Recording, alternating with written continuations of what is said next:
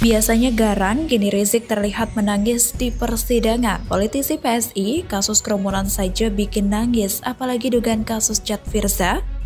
Sebelum kita lanjut, jangan lupa subscribe dan aktifkan lonceng notifikasinya agar Anda menjadi yang pertama mendapatkan informasi terbaru dari Metropolitik.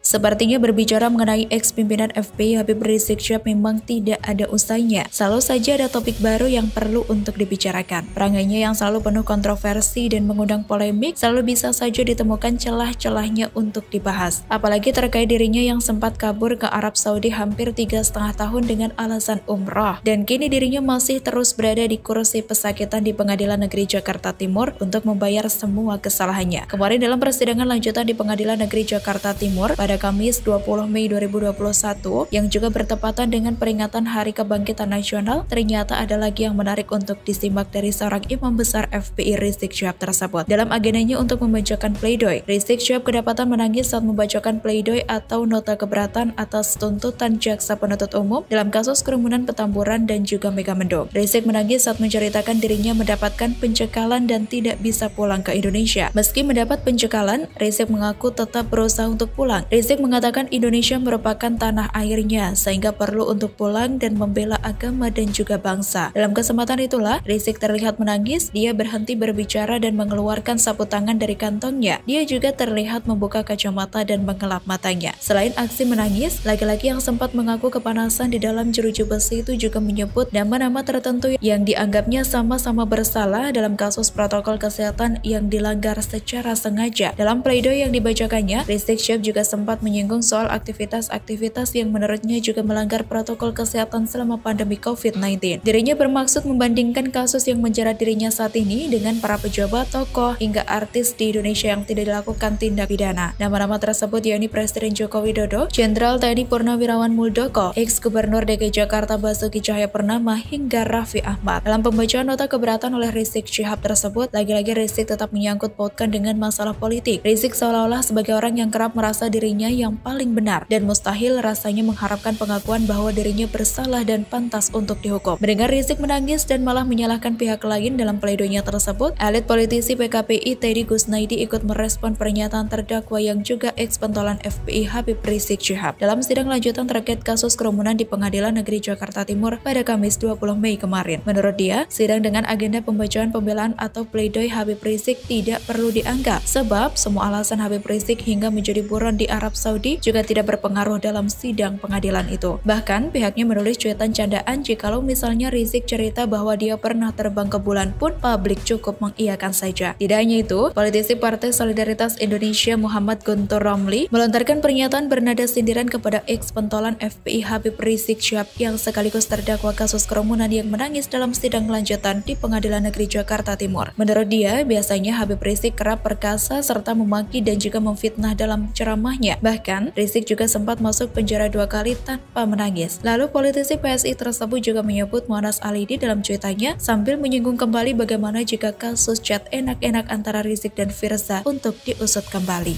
Semoga informasi ini bermanfaat. Silahkan tinggalkan komentar Anda. Jangan lupa like, share, dan subscribe.